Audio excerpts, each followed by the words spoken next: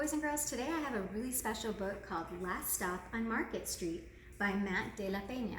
Now, I had never read this book before I picked it up to preview before I read to y'all. And I have to say, after reading it, it's become one of my favorites. It's about a boy named CJ who takes a trip on the bus with his Nana, and he learns a very valuable lesson from her. I hope you'll enjoy it as much as I did. CJ pushed through the church doors and skipped down the steps. The outside air smelled like freedom, but it also smelled like rain, which freckled CJ's shirt and dripped down his nose. He ducked under his Nana's umbrella, saying, "How come we gotta wait for the bus in all this wet?" "Trees get thirsty too," his Nana told him. "Don't you see that big one drinking through a straw?" CJ looked for a long time, but never saw a straw.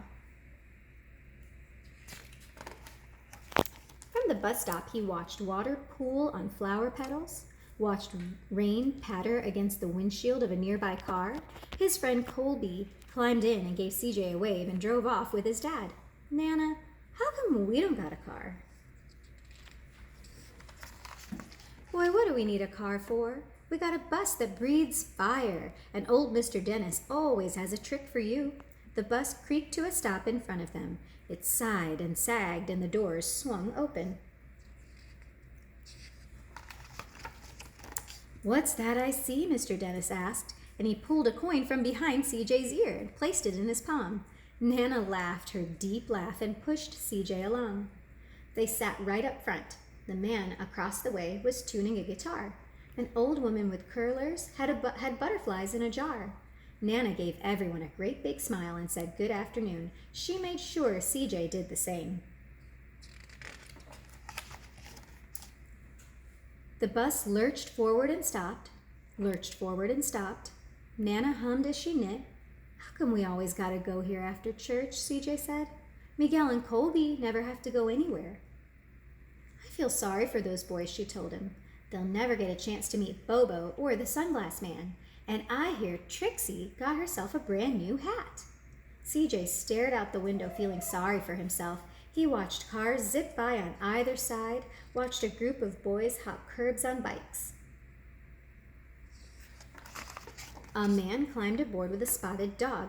CJ gave up his seat. "How come that man can't see?"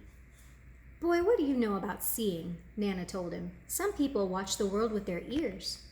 "That's a fact. Their noses, too," the man said, sniffing at the air. "That's a mighty fine perfume you're wearing today, ma'am."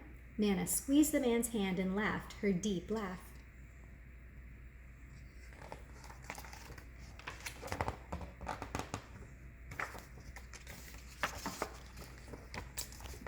Two older boys got on next.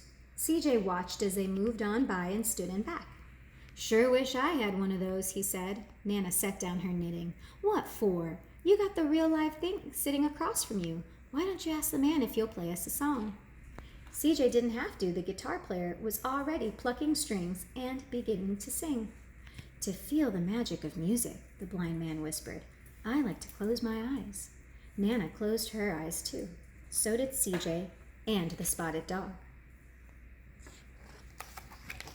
And in the darkness, the rhythm lifted CJ out of the bus and out of the busy city. He saw sunset colors swirling over crashing waves. He saw a family of hawks slicing through the air. Saw the old woman's butterflies dancing free in the light of the moon.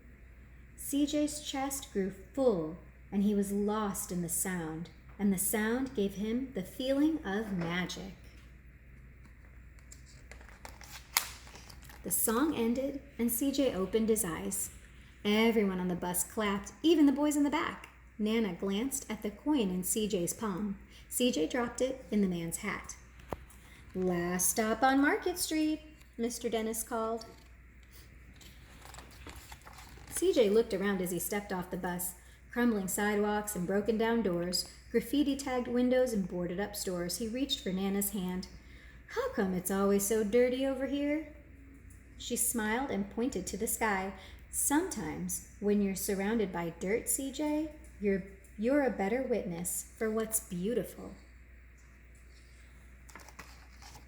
CJ saw the perfect rainbow arcing over their soup kitchen.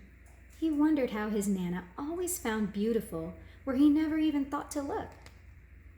He looked all around them again, at the bus rounding the corner out of sight, and the broken street lamps still lit up bright, and the stray cat shadows moving across the wall.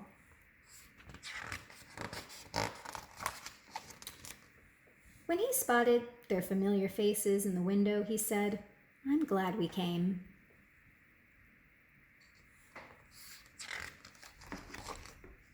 He thought Nana might laugh her deep laugh, but she didn't.